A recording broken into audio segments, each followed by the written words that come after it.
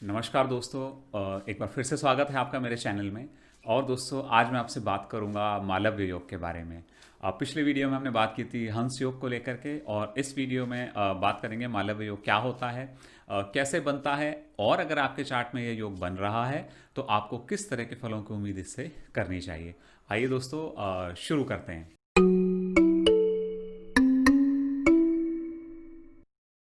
तो दोस्तों, सबसे पहले अपना चार्ट खोल लीजिए और देखिए कि क्या आपके कुंडली के पहले, चौथे, सातवें, दसवें यानी कि केंद्र घरों में क्या शुक्र ग्रह बैठे हैं। अगर हाँ, तो देखिए वो कौन सी राशि में बैठे हैं। क्या वो वृषभ राशि में, तुला राशि में या मीन राशि में बैठे हैं। अगर हाँ, तो आप समझ लीजिए कि मालव योग का निर्माण आपकी कुंडली में हो रहा है।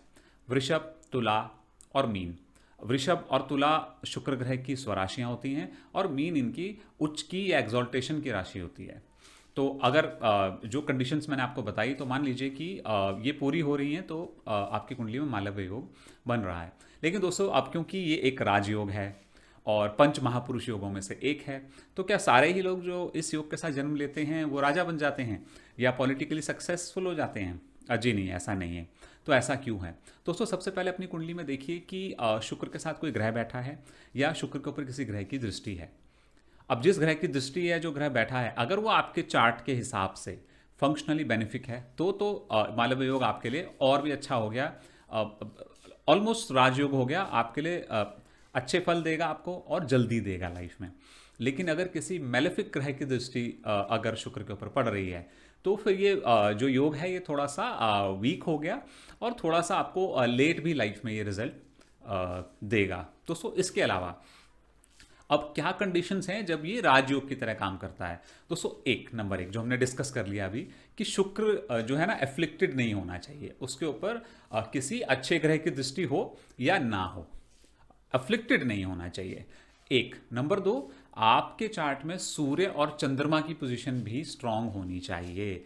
अगर सूर्य चंद्रमा में से कोई ग्रह वीक है, वीक पोजीशन में है, तो फिर ये राजयोग नहीं रहा, फिर ये वीक हो गया। ये मालव्य योग तो रहेगा, राजयोग नहीं रहेगा। और दोस्तों, तीसरी सबसे इंपॉर्टेंट चीज आपको देखनी है। और जैसे मैंने आपको बताया ना, आपकी कुंडली के पहले, चौथे, सातवें, दसवें घर में देखिए, आपको चंद्रमा जहां बैठा है वहां से पहले, चौथे, सातवें, दसवें घर में भी अगर ये योग का निर्माण हो रहा है, तो फिर ये डबल स्ट्रांग हो गया। कहने का मतलब फिर ये 100% राजयोग हो गया। और जब इस योग के फलीभूत होने का समय आएगा, तो आप राजा तुल्य सुख भोगेंगे ही भोगेंगे। जी हाँ, आप जिस भी फील्ड में होंगे, आपकी इतनी पॉपुलैरिटी, इतनी फॉलोइंग, और इतने लोग आपको जानने वाले और मानने वाले होंगे कि आपका जीवन राजा तुल्य होगा ही होगा। लेकिन जो मैंने आपको 3 कंडीशंस बताई, अगर वो तीनों पूरी होती हैं, अगर उन तीनों में से पहली कंडीशन नहीं पूरी होती तो फिर योग ही नहीं बनता।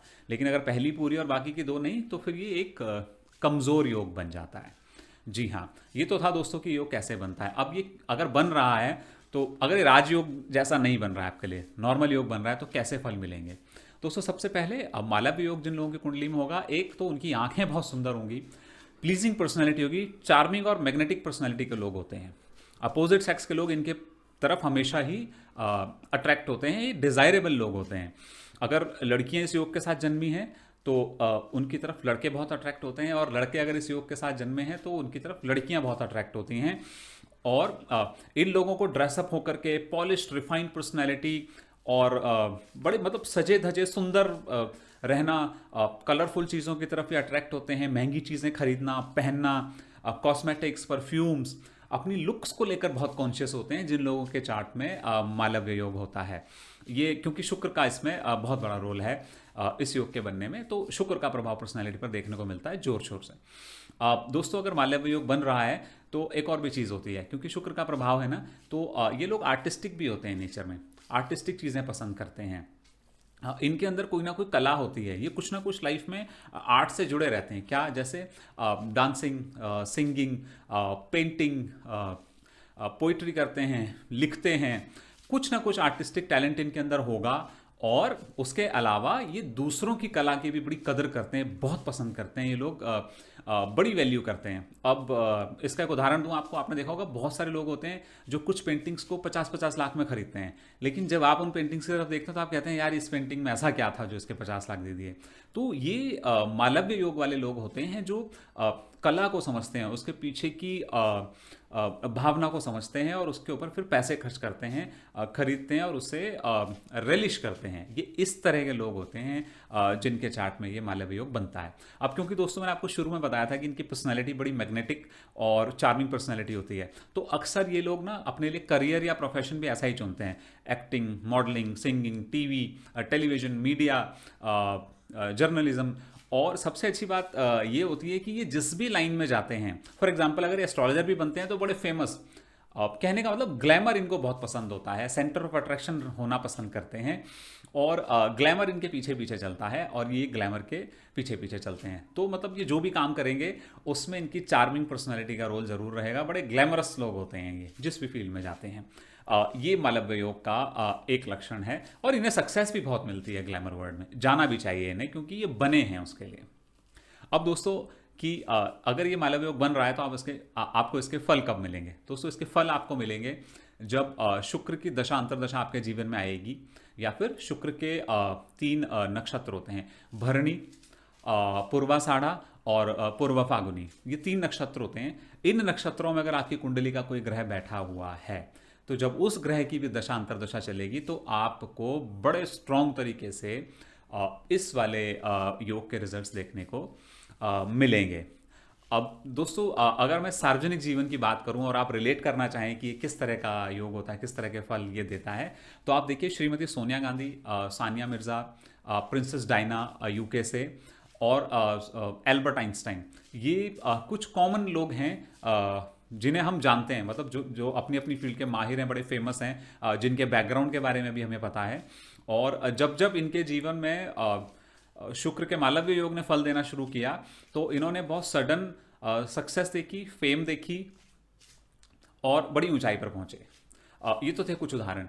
अब दोस्तों मालव्य योग अगर वीक से वीक भी आपके चार्ट में बन रहा है, मान लीजिए वो एफ्लिक्टेड भी है शुक्र, और मान लीजिए शुक्र भी बहुत स्ट्रांग नहीं है, लगन भी बहुत स्ट्रांग नहीं है, और तमाम तरह के एफ्लिक्शंस भी अगर मालव्य योग पर है, फिर भी दोस्तों आपके जीवन में धन, सुख, घर, गाड़ी, नौकर चाकर, फिजिकल कंफर्ट तो फिर भी आपके जीवन में रहेगा ही। हाँ जी, आप जीवन में सुख तो भोगेंगे ही, बहुत ज़्यादा नहीं होगा लेकिन फिर भी आपकी लाइफ कंफर्टेबल होगी, मटेरियलिस्टिकली कंफर्टेबल होगी। और क्योंकि अगर आपके ऊपर मालव्य योग का प्रभाव है तो थोड़े से मटेरियलिस्टिक आप होंगे, materialistic pursuits, pleasures, materialistic environment, materialistic लोग आपके सर्कल में ज़्यादा होंगे, आप उनके साथ रहना भी पसंद करेंगे, आप ऐसी कंपनी को पसंद भी करेंगे और ऐसी कंपनी आपको जीवन में आगे भी बढ़ाएगी। तो दोस्तों ये था मेरा छोटा सा विश्लेषण मालव्य योग को लेकर के।